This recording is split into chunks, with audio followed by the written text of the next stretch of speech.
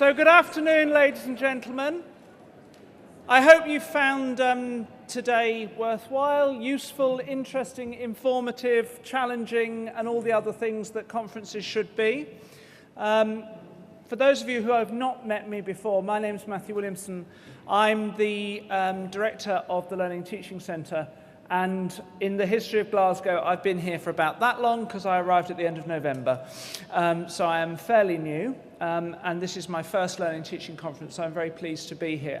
I'm particularly pleased to be able to introduce Tansy Jessop, who's going to be our closing keynote speaker today. She's not quite the final act of the day, in that Frank is going to come and make some closing remarks and, importantly, announce the winner of the prize for the best presentation. That's why we're a little late. We were waiting for the white smoke to go up from the tower because of the voting on that.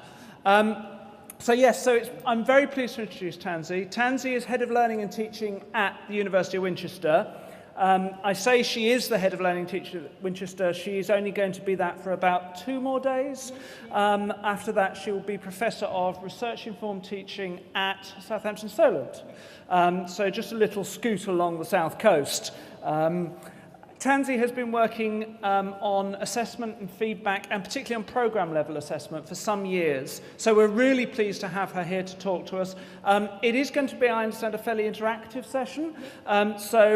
We have people with mics, so when Tansy gives you the eye, you'll be able to join in. So without further ado, I hand over to Tansy. Thanks, Matthew. Thank you.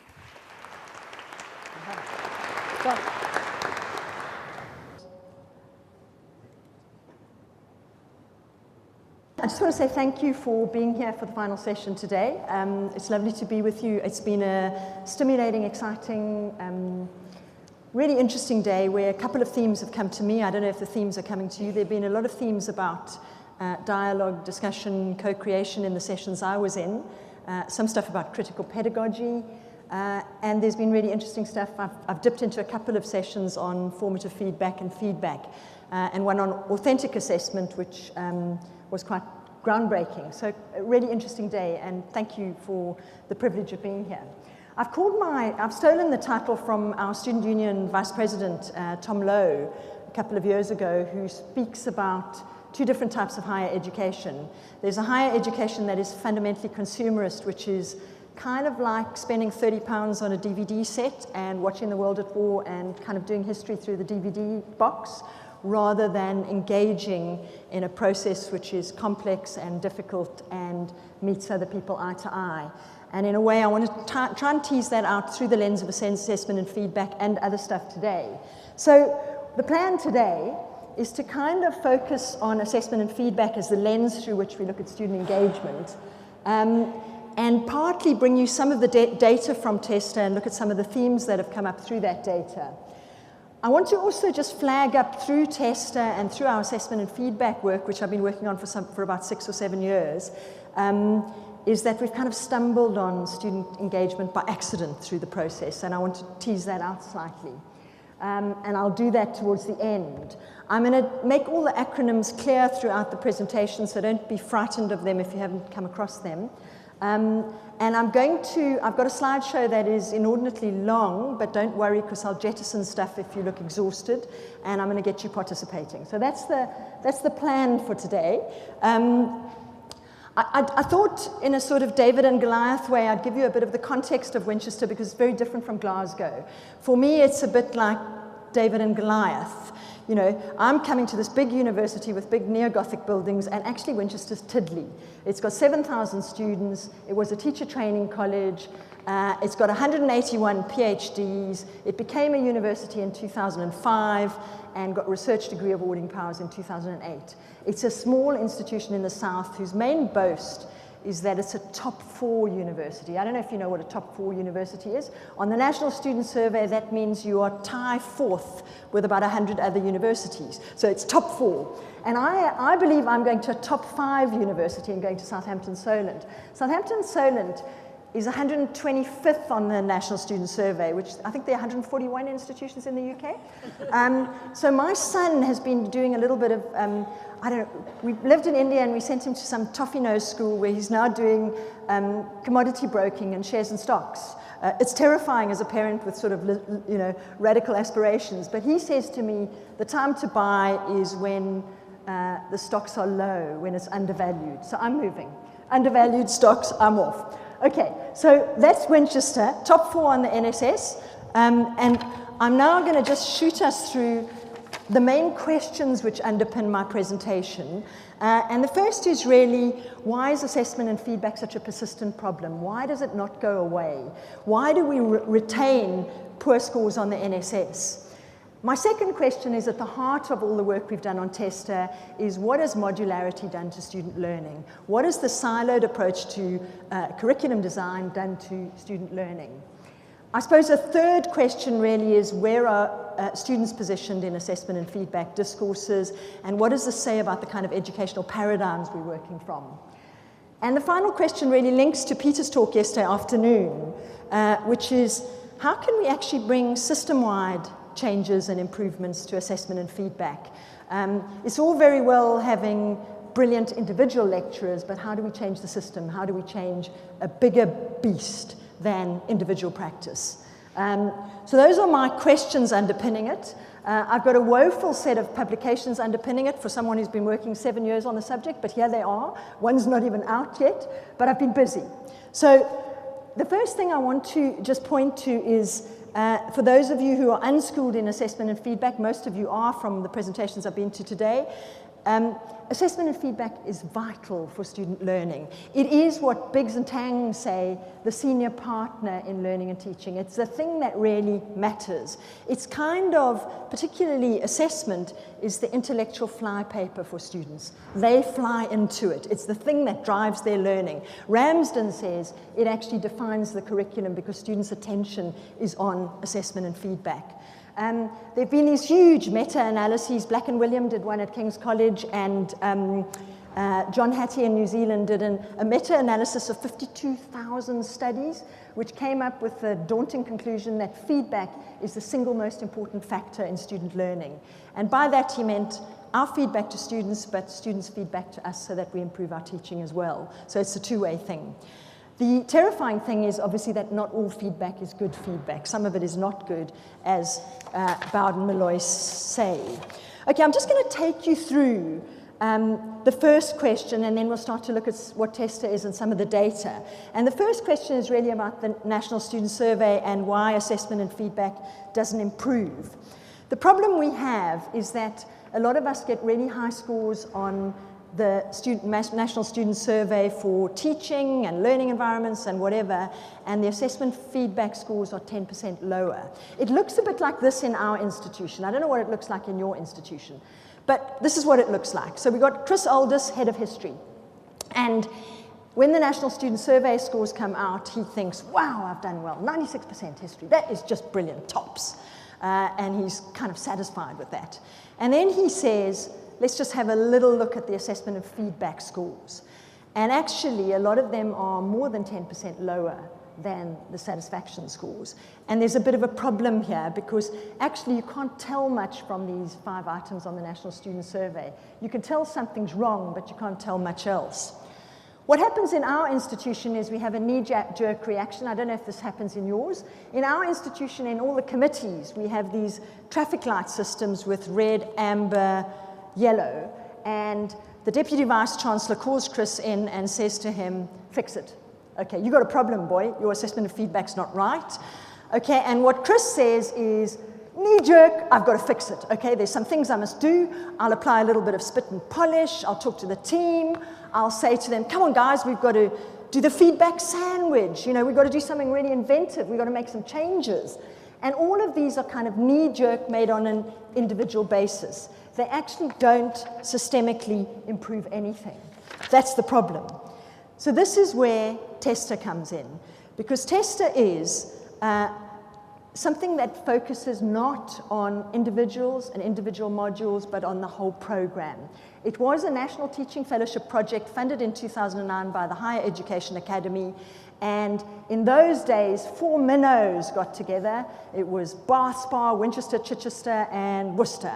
And we said we'd look at 7 programs and we'd get data on program-wide assessment, and we'd bring that back to the teams and discuss it. That was transforming the experience of students through assessment. Graham Gibbs was the kind of author of the methodology, and before we knew it, we had massive sector-wide demand. By 2010, 2011, we were getting 20, 30, 40, and now we've got more than 50 UK universities. We've done it in India, we've done it in Australia. There's massive demand. And in a sense, the question for me is, why? Why are people so interested in a program view? Why are they so interested in an evidence-based view of assessment and feedback? And I think it is this nagging doubt about what the consequences of modular degrees are for student learning. The disconnect, we've mentioned disconnect quite a lot today, the disconnect for students that they experience in their assessment and feedback, which impairs their learning experience across a whole degree.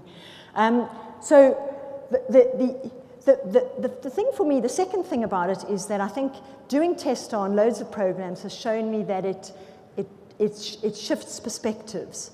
And there are 2 primary shifts that Testa makes. The first shift is a shift from lecturers thinking it's my module to beginning to think it's our program. We've met lots of lecturers over the years who say, oh, but I do that on my module. And we say, but that's not good enough. It's the whole program that needs to embrace this to improve the student experience. The thing about a my module approach is that it's not the student experience. The students don't experience one module. They experience a whole program. They often experience 4 concurrent modules, juggling deadlines, juggling assessments, juggling content and demands across 4 modules that if it's just my module, I can't see the other 3. That's problematic. So those are the 2 shifts that Testa brings about. I'll just tell you a little bit about the methodology before we get into the data, and I'll also tell you about the principles underpinning it. Testa's got 3 methods that we use. The first we rather stupidly call a program audit. It's not actually an audit. It's a conversation with the program leader over the documents to say what's going on. What kinds of things happen in the assessment and feedback in the planned curriculum? It's kind of the official discourse. How many summatives, how many formative assessments, how many varieties, how much written feedback, we sample written feedback, how much oral feedback, how much by exams. That's the audit. And then we use the assessment experience questionnaire, which Graham devised in 2003, and we get final year student responses to that. So we've got a sort of quantitative dimension. And we then meet with students in focus groups and hear what they say around sort of 4 or 5 themes. And that kind of explains, contradicts, corroborates some of the evidence we've collected earlier. And we put that together in a case study. And really the transformative activity we do on Testa is to take that case study live to a program team. And we say, this is what we think it looks like on your program. Look, we're just giving you a bird's eye view. We don't know what's going on. But this looks like what students are saying. And it seems to us this is what the program's issues are and challenges. I often call this a kind of intuition to evidence process, because lecturers say, ooh, you've finally given me the evidence that I felt in my belly. There was a hunch I had about this. So that's what the meeting is. And in some senses, the meeting is also about them coming up with strategies to change the program. And it's owned by the program team. It's not a managerial thing. It's a developmental thing. The whole process is based on principles which were in Gibbs and Simpson's paper in 2003, and we've updated. So the usual things, time on task, Chickering and Gamson stuff about high expectations, learning to internalize goals and standards rather than just read criteria, and a whole lot of stuff about feedback and deep learning. Those are the principles underpinning it. Okay, so that's the background to Testa. Just one more thing, I'll put Graham up. Graham, as we've done this again and again, has said that for him, Testa is a way of thinking about assessment and feedback. It's broken out of the modular boxes. It's a way of thinking across whole programs with whole teams. Let's just also define the terms. When I say formative and summative, we've had a few discussions about this earlier on. In Testa, formative is what counts, summative is what carries a grade and counts towards the degree. And we mean by that first year as well, because that's pass-fail and counts effectively. And formative doesn't count, and it's not only for keen students, it's for everyone. It's stuff that students have to do and elicits feedback and doesn't carry a grade. I'm going to look at 5 themes, and I'm going to get you working now to wake you up. Okay, so the 5 themes are the fact that there are massive variations across the sector. The second themes are sort of flip side of a coin, high summative, low formative, and then the disconnection in feedback. And I may drop lack of clarity of goals and standards because I may have to move on, but let's have a look. Okay, so I'm going to get you to look at the variations. These are from 75 programs in 14 universities. Half of them are Russell Group, half of them are post-92s, and they cover a wide variety of disciplines. What I want you to do is, when I give you the data now, is just say to yourself, what's striking about the variations? Why do you think there's so much variation? And I want you to chat to your neighbors about this. And what do you think a typical degree at Glasgow looks like, a typical undergraduate degree, or if you come from Liverpool, John Moores, or somewhere else, what it looks like. Okay, I'll give you ranges first, and then I've done an interquartile analysis which shows you a typical range, what the typical assessment and feedback experience for a student is. So this is the ranges. So extraordinarily, you can do a 3-year undergraduate degree and have 12 summatives or 227 as a student in different universities. And I share with you that 227 comes from one of Britain's finest universities, in the top 20 in the world, on a maths degree. 227 marked by the tutor assessments.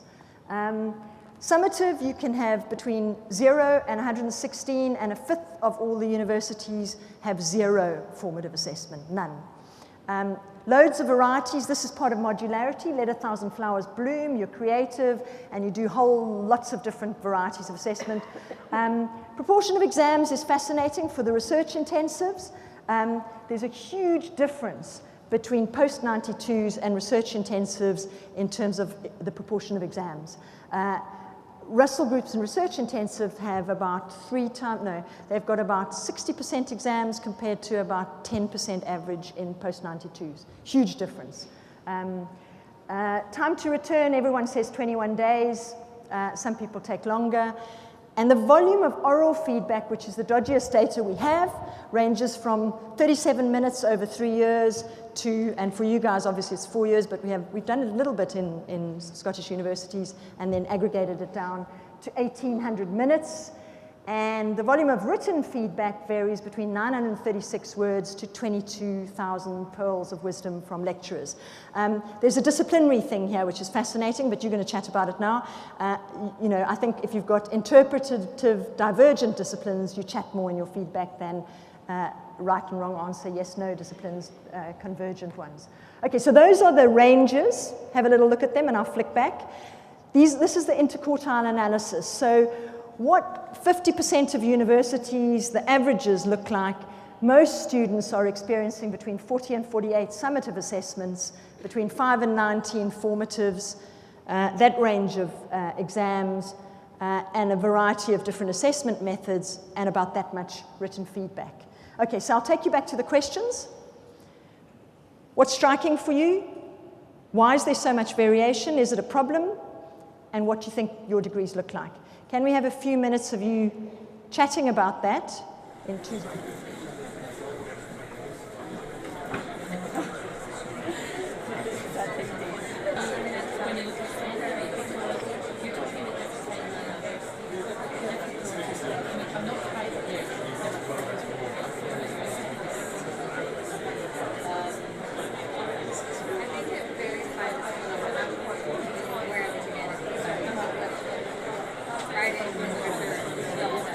Cool, I'll take from the left and the right-hand side.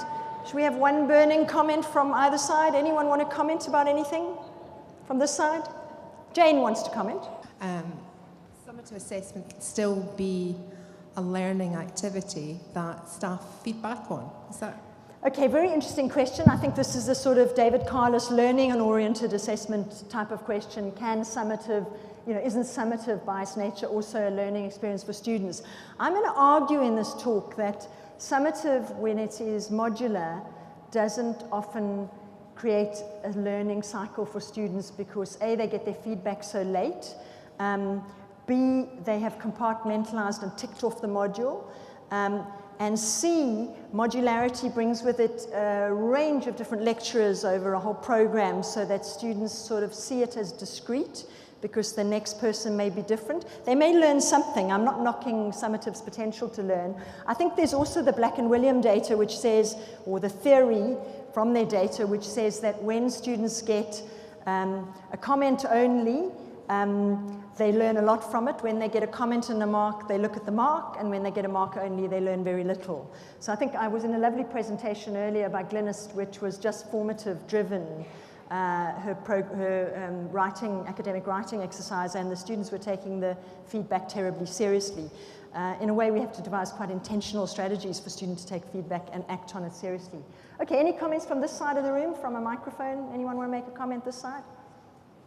Cool, that's fine. That's fine. Let's now move on. The rest of the talk really focuses on the focus group data.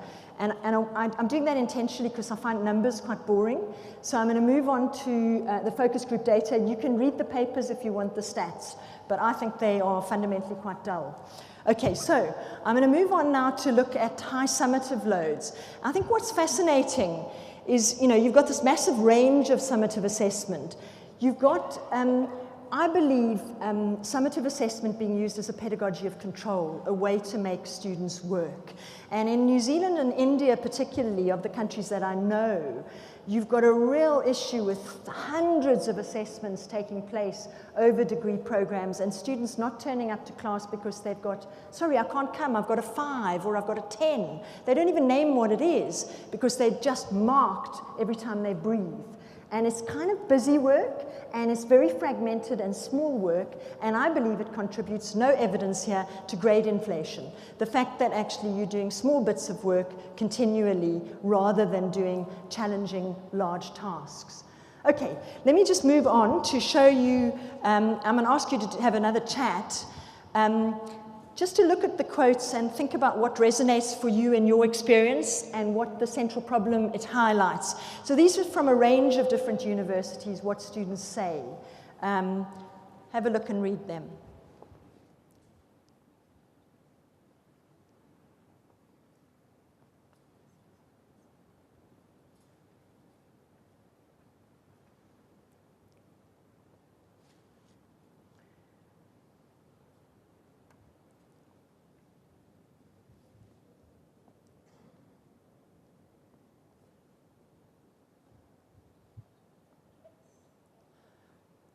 Okay, when you've read them, just chat about what resonated for you, what feels like your experience, if at all, and what you think the problems are. 2 minutes. Okay, can I just call your discussions to a close? I'm not sure what you've been chatting about. I don't know if anyone wants to say what you've been chatting about, or should we move on? Anyone got a burning comment they want to make? No, that's fine. Tony Harlan, yes, burning comment, fantastic. Because I couldn't say what I wanted to say. Come on, say it. So, coming to this week 9 to 12, where I just speak loudly. Stand up, speak loudly. Week 9 to 12, we have, I think most of the times we are trying to get around that problem by having the assessments, the essay deadlines at different points. Yeah. Over So I think that's a good point. Having the assessment deadlines at different points does, to some extent, cater for that. And that really involves a program view, because if you just do it by module, you'll end up with bunch deadlines.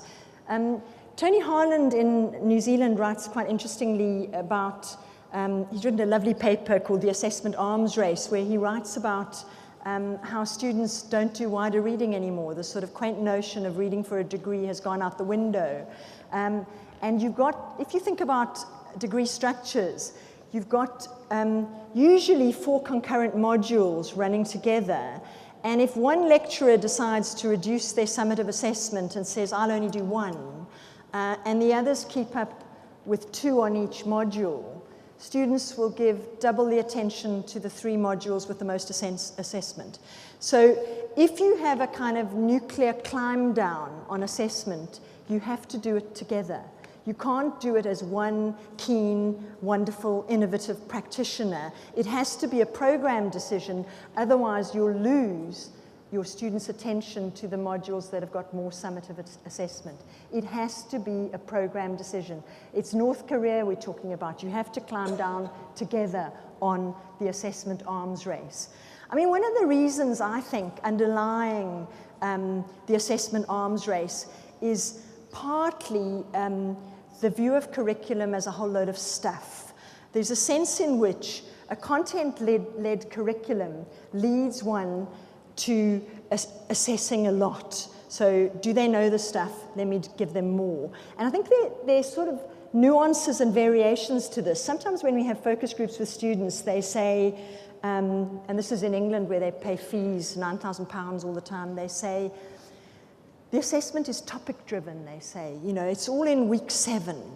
So I go to the lectures from week 1 to 12 because they're about 80 quid a pop, you know. So I go to them, but I zone out and I concentrate in week 7 because that's what the assessment's about. And I think there's a real conceptual challenge to us about the design of assessment that overarches and connects rather than focuses on topics. I think it's a real problem in student learning, and I think it leads to something like that.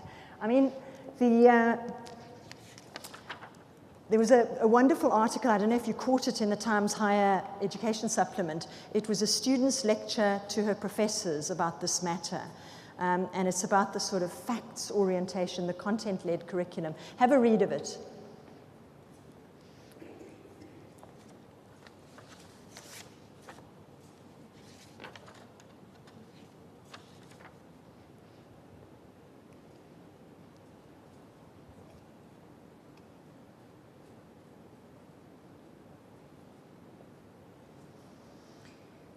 I think there's a real challenge to design conceptual connecting assessment rather than topic-based assessment.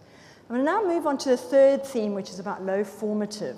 I've given you the figures. So the ratio, if you use medians, because I've got an uneven curve and not a bell curve, is 1 to 8. 1 summative to 8 formatives.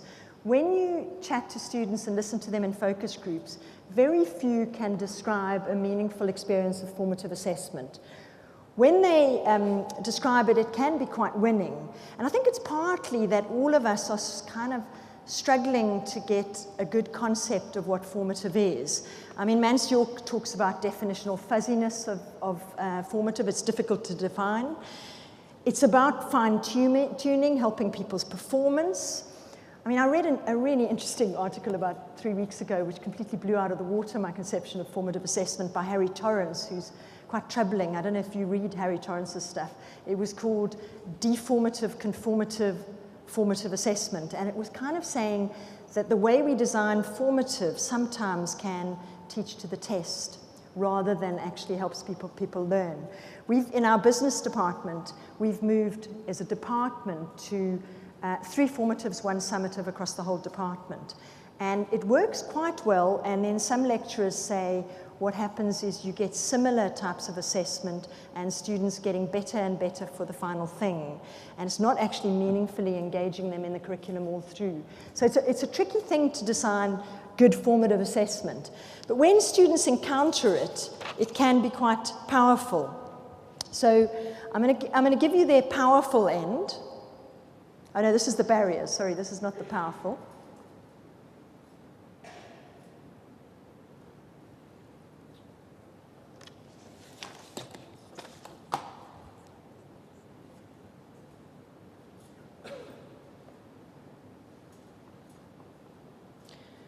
We're going to come back to these quotes because I'm going to ask you a couple of questions about them, but this is what they say the barriers are, and this is what they say the beauty of it is when it works.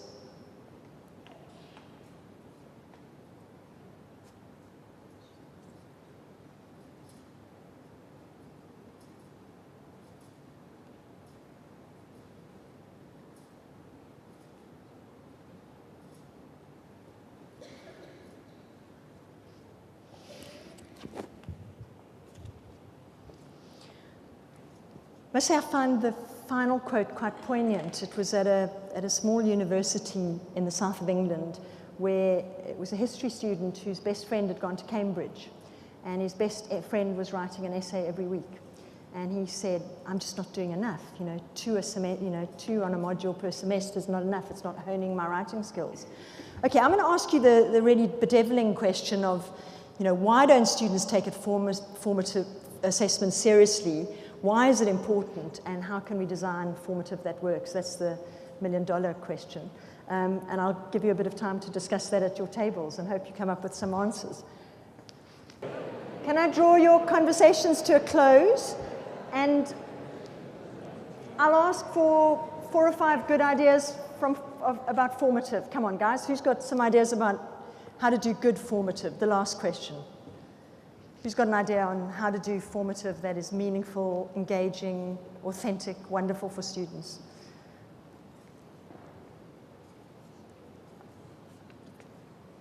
Yes, brilliant. Microphone to the floor. I think it's interesting what you relayed from a student, how they wished they'd been at Cambridge because they had, Cambridge students had an essay a week. But I think it's also instructive to think about the quality of feedback, because if you have an essay a week, you're rushed. Yes. If you have an essay a week, you don't have time to do broad reading, and you are impelled to take on a surface approach to learning. So ironically, I think they see the value of formative learning because they do it every week, and there's no summative component to that. But the quality of work that produces, that treadmill, can be quite counterproductively low. And the feedback tends to be limited to the topic and the data you supply. And how you would change that, I suppose, would be a school-wide emphasis on skills development, on conceptual thinking, on how to improve critical thinking. But just having a lot of formative feedback that doesn't encourage deeper learning, I think, can be counterproductive. Interesting point. I mean, I think the treadmill idea is interesting. I think one of the the main value of the essays at Cambridge and Oxford on a weekly basis is the close contact they bring you into with the dons and the discussions you have at that level. I can imagine the treadmill aspect, and I know someone who was at Oxford who said his tutor used to say, you know, beta minus minus minus, alpha plus plus plus, and he used to say to them, what's the difference? And they'd say, I just know. And there was no real feedback. It was alpha plus plus, beta minus minus. So, you know, I don't think we should idealize the writing as a treadmill. I think formative can do something quite different, though, because it takes the pressure off, and it can be more playful, risky, creative. And I think writing more in that vein is a good thing if there's some feedback, peer, inner dialogue, whatever. And I would argue our students just don't write enough, and they don't read enough, and therefore ramping that up, but not in a way which is busy work and which becomes a treadmill. So I take your point entirely. So I think really interesting point. Any other thoughts about the formative issues? Yes, at the back there's a person there.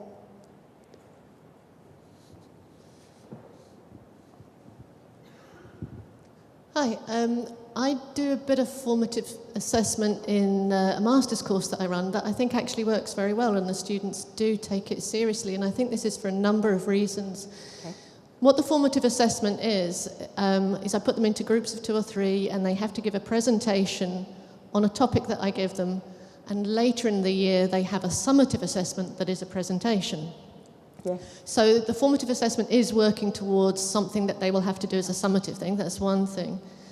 The other thing is, because I put them into groups of 2 or 3, I think that if there was a slacker amongst them, the other 1 or 2 would be rather unhappy about it. So they do take it seriously. Yeah. The third thing is, because they're giving a presentation to the class, I think that, again, if they'd done rather a bad job, or if they hadn't taken it seriously, they wouldn't look good in front of their peers. Yeah. And this formative assessment is not only done by a member of staff, but is also by themselves. They get to vote on each other's presentations. So that's an incentive to do well. And possibly finally, the best talks of each day get a little prize, a chocolate Santa, which is surprisingly counts a lot. Yeah. Interesting. I mean, I think from that we draw the main principles of how to make formative assessment work. One, you've got them in accountability groups. You've got them in small enough groups that you can't get a slacker, 2 to 3. 2, you've got them doing a public domain activity. As soon as you put it in the public domain, presentations, posters, blogs, anything in the public domain, people ramp up their performance, see each other's performance, and it gets better and better. The third thing is you've linked the assessments. You've linked formative and summative. I think we've had a great divorce between formative and summative, and I think we need to remarry them where actually the one links to the other in a clever way and informs the other. I think that's how you get learning-oriented assessment from formative to summative to formative. I think the idea of prizes and competition is a much underutilized tool in higher education. I think it need not be a harrowing experience, it can be fun. And I think that's another aspect that makes it quite lively and fun. Thank you for that. I think we've got our principles out of that, which is great. Let's move on now to feedback. And did you have a comment or not? Gail, no? Yeah? Yeah, give us a comment. Yeah? Cool. Thank you. Really, this follows on quite well from the previous point, because I think that it's really important that we do link formative and summative, but also we don't have to do the same thing in formative and summative. And formative's a really good opportunity just to maybe do a part of the task. So maybe if students are going to write an essay, maybe as the formative assessment they can do something to do with reading. It's much shorter. It's something we can do in less time to mark for us, less time for the students to put in, and I think that might be more attractive to both students and staff who might be a bit frightened by a full-scale formative assessment task. Brilliant. So it may be a bit different. And I think there was another principle there, which was the peer element, the feeding back to each other, so loads of principles of how to make formative assessment work. I think let's now move on to feedback. I think one of the key breakdowns in students learning from feedback has come through modularity, and it's come through this disconnection that's occurred. You see it in a number of ways, and I'm going to show you 2 slides of student quotes, one which talks to systems and structures. So just listen to what students say about feedback on modules.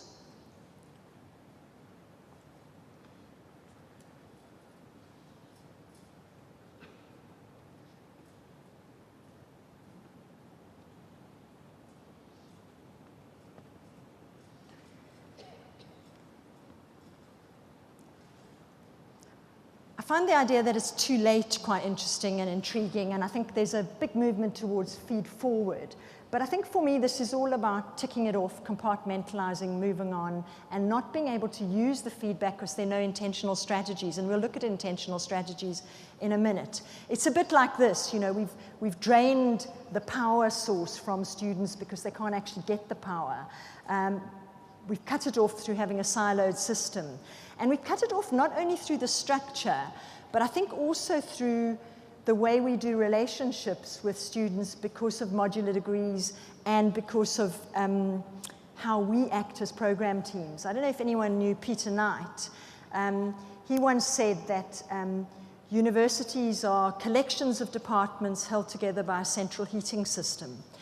And there's a sense in which you see a lot of that in program teams. I examined a PhD on assessment for learning recently, and I said after this lovely PhD, really good piece of work, I said to the candidate afterwards, I said, what was the surprise for you in it?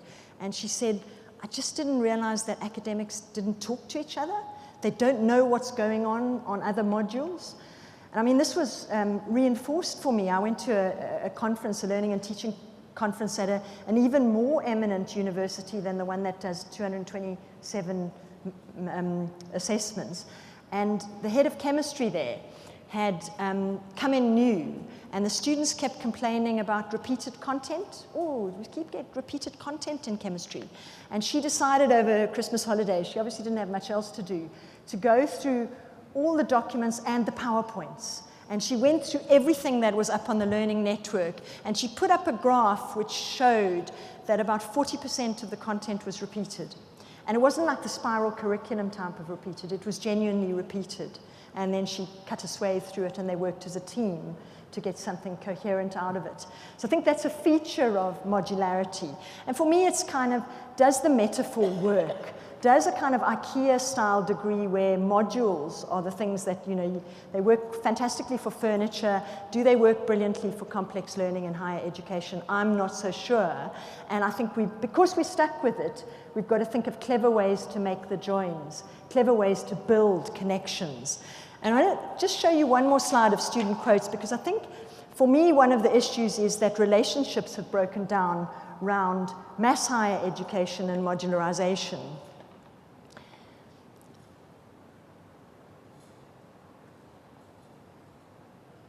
This is what students feel.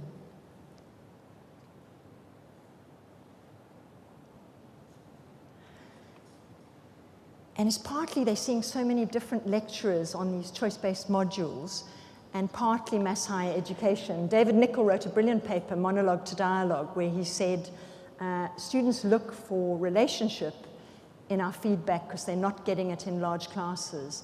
And what they find there is an impoverished dialogue. That's the story here. Got too many to mark, don't remember who they are type of story. So how do you reconnect feedback and how do you rebuild relationship? I don't know why it's gone there, it's 100 miles away. I've got a couple of ideas here, and I think it's always good to have a couple of practical ideas. You've given some. One of the interesting ways of making feedback dialogic and build relationship is to get students to tell you what they want feedback on before they hand in their stuff. So when they hand in stuff, they tell you what they want feedback on, and your feedback is a reply, a response. So they start the dialogue, they initiate, they've got the agency.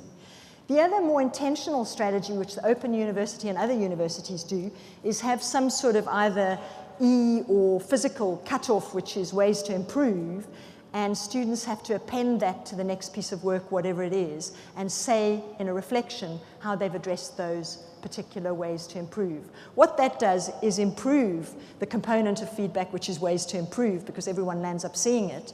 And it also means that students intentionally have to reflect on it, because you won't mark the next piece unless they've reflected. So that's another way of getting cycles of reflection. The other interesting ways of getting students to reflect on their feedback is synthesis activities, getting them to actually bring a whole lot of feedback in, see what the themes are. One of my colleagues at Winchester gets them to email what the main theme words are, and he puts it in a big, one of those funny map things, I can't remember what it's called now, word cloud, and then they discuss what the themes coming out from feedback are. Another good way to personalize feedback, ironically, is using technology, using audio feedback. They love the dulcet tones of our voices rather than our written feedback. It somehow feels more personal.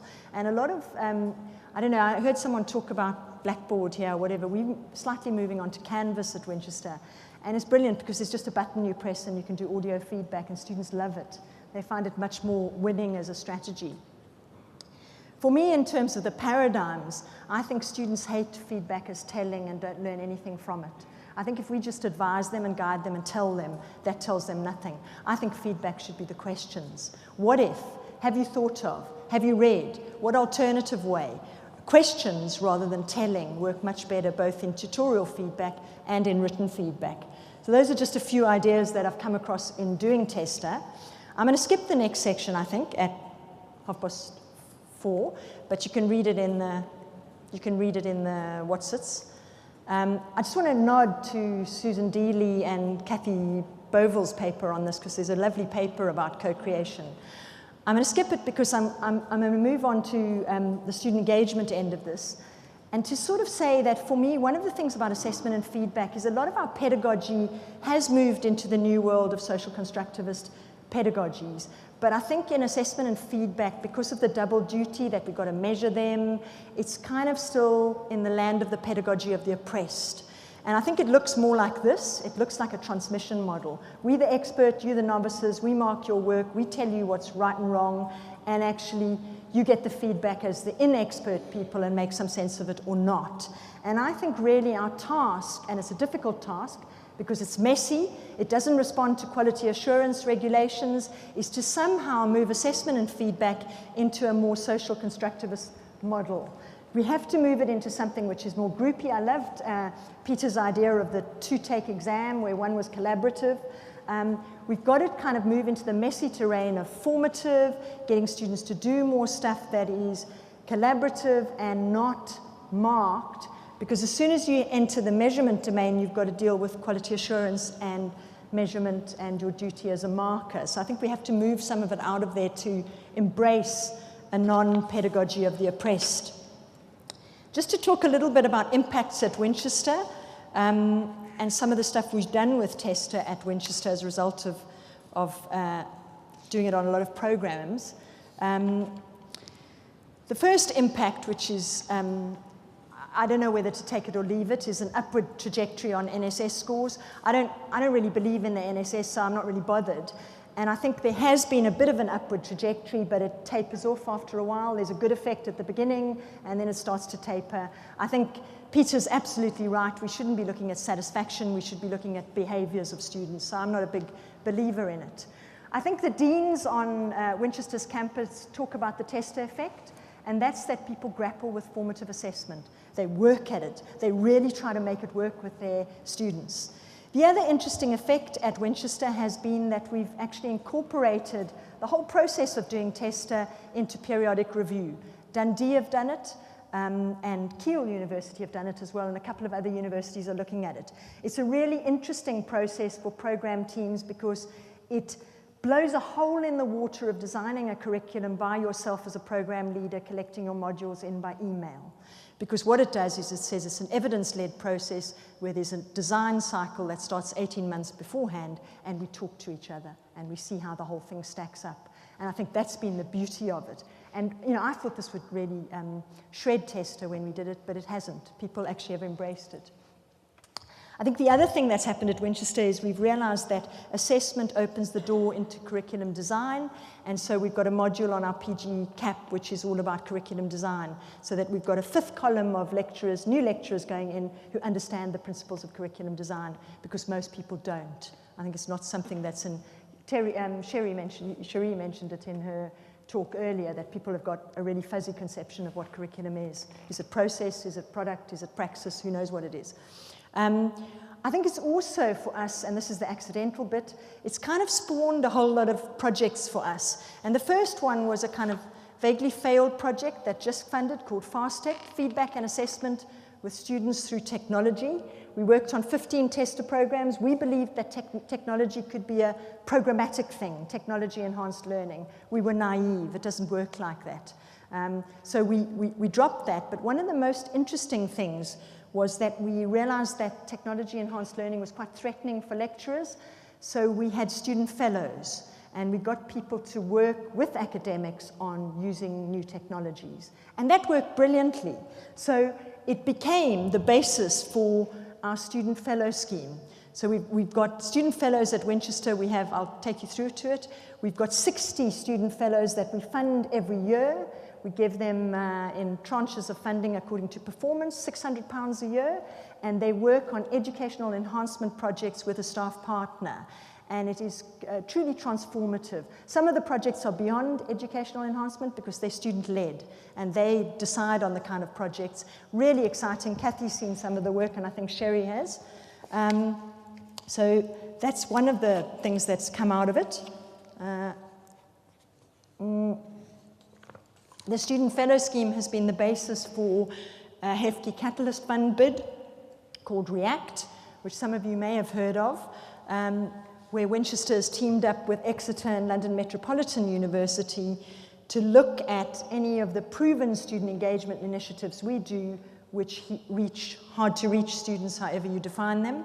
And through this project, the REACT team are consultants to 12 other universities, really exciting work. Kathy's on the steering group, and it's kind of bolted us into new territory around student engagement. So for me, one of the values of this is when you sometimes do externally funded projects, you don't realize the massive internal gains they can bring. And for us at Winchester and sector-wide, some of these projects have brought enormous gains. So that's it from me. Any questions?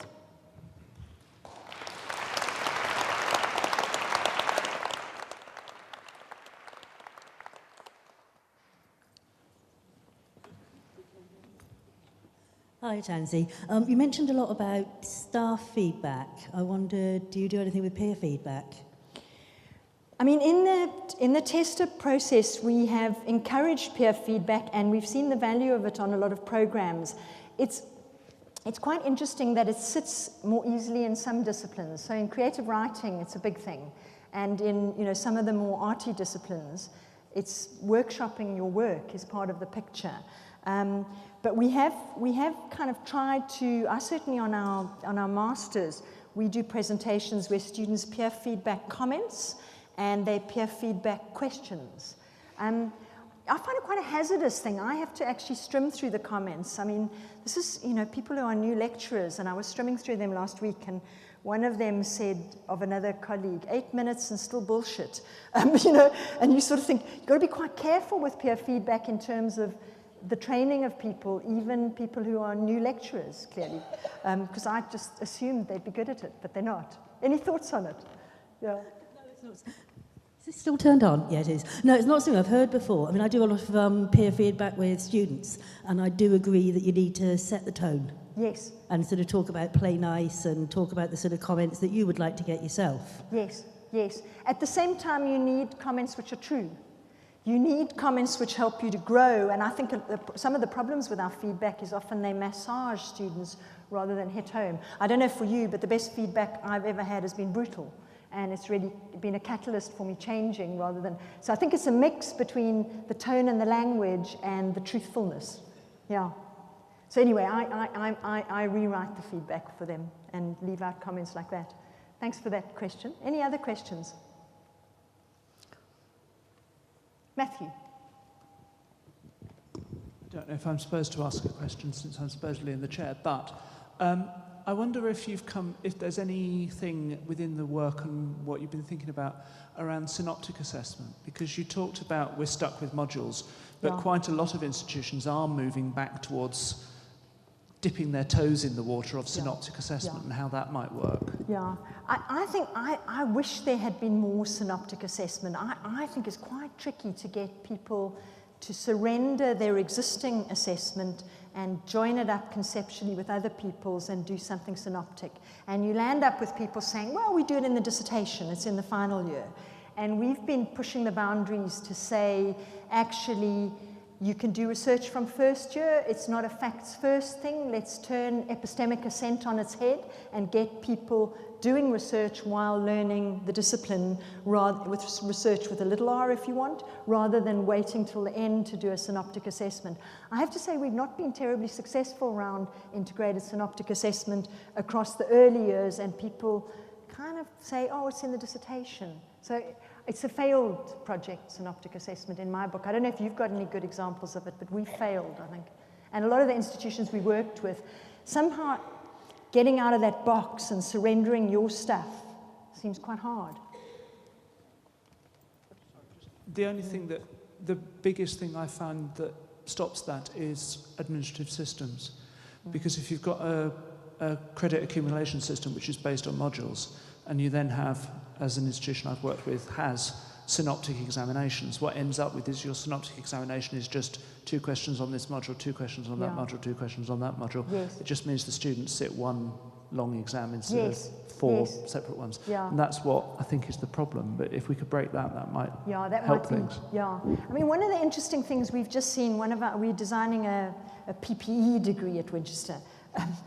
Just to keep up with Oxford and Cambridge. So the politics, philosophy, economics are 3 strands, year-long 30-credit modules. And the guy designing it's come to us from King's College London, wonderful young man, and he's made the 4th strand the connections, which I think is going to be quite interesting. So that's the synoptic strand. It's the connections between PPE.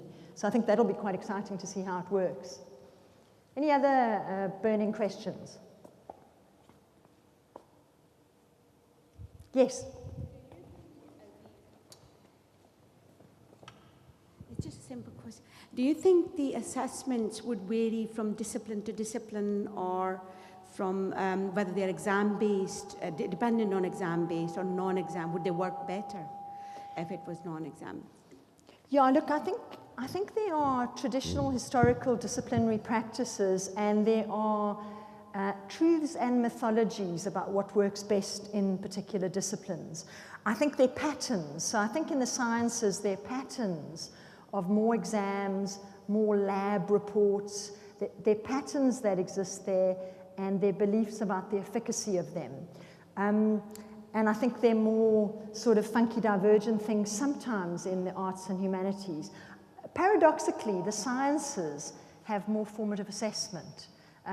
So I think it does vary by discipline.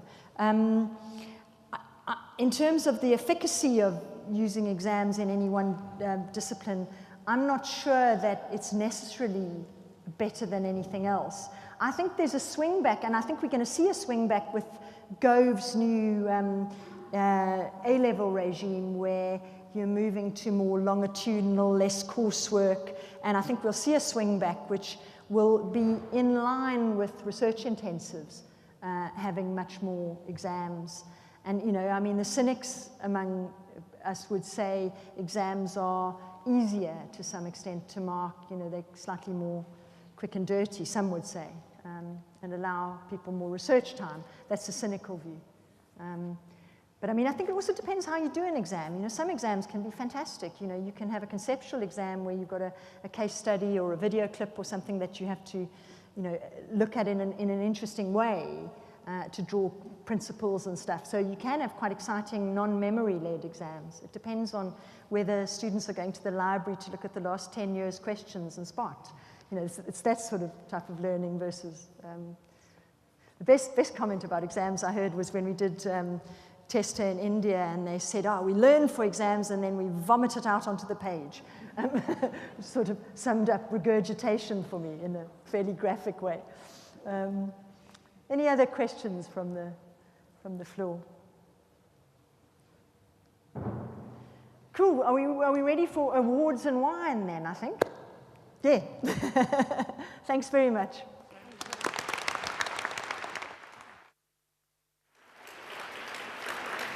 So thank you very much. Thank you for your engagement in what I think you agree with me was an interesting and thought-provoking talk, and lots of discussion in the room, which for a keynote is always good instead of us sitting there just listening, so that's great. So thank you very much indeed, Tansy, again, for coming to talk to us.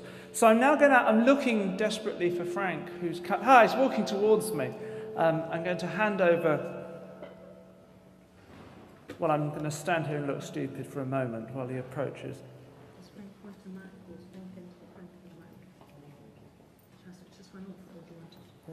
No, it's okay if you switch on. Well, here we are at the end of the 9th Annual Learning and Teaching Conference, and I hope you'll agree that it's been a very good event. I think as the years have gone on, the conference, it has grown and grown in terms of the numbers attending. But I also think that the quality of the presentations that we see at this conference are extremely high.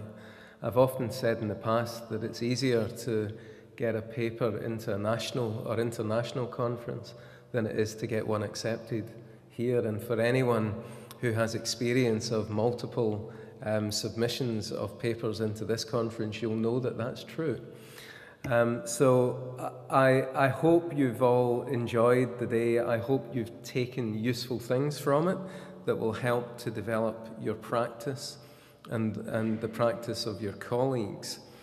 In relation, actually almost linked perfectly to Tansy's presentation, on the Learning and Teaching Centre website today, we've just actually made live an assessment and feedback toolkit. And I would very much encourage you to go and have a look at that. We will be doing a lot of work on assessment and feedback across the university. And I'm keen that we don't do that, as Tansy described, in a knee-jerk way. I want us to systematically think this through as an organisation. So please do engage with that. I'd like to thank the team that organised the conference. I never cease to be amazed by the way everything just works. The organisation that goes on in the background. This conference for me is like a swan. So from your perspective, everything, all the tables move around, all the seats move where they're meant to be, all the rooms are ready, etc., etc. You get your packs and everything's in it, and so on and so forth. And in the background, there's a team from the Learning and Teaching Centre, together with colleagues across the university, that work tirelessly to deliver this. And I think we should recognise that in the usual way. So let's applaud that.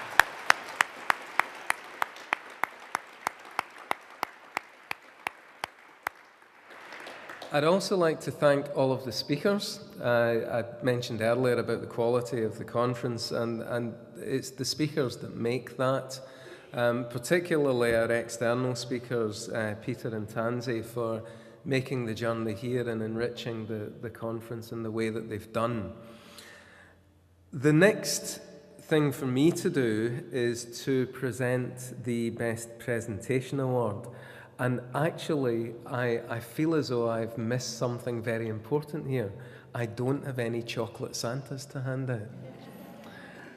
But what I do have in this box is, and it will come out, is the Best Presentation Award. Before I present it, and this is, as I say, the last part of the last formal part of the conference. What I would say is we're having a wine reception in the Senate room. You are all invited to attend. I hope you do. I hope you take the opportunity for a bit more networking with colleagues.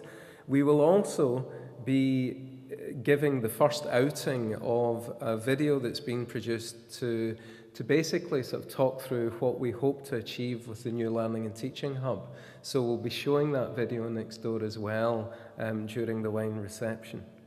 So back to the Best Presentation Award, and I have to say that given the topic of the conference, the recipient or recipients of this award are particularly fitting.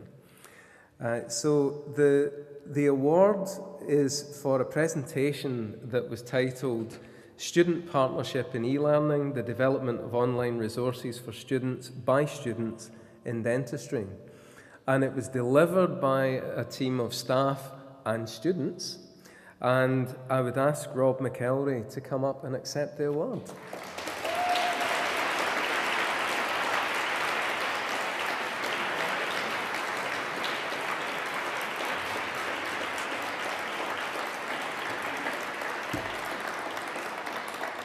And that is it. So please enjoy the wine reception. Don't drink too much, of course. Be responsible. And safe journeys home. Thank you.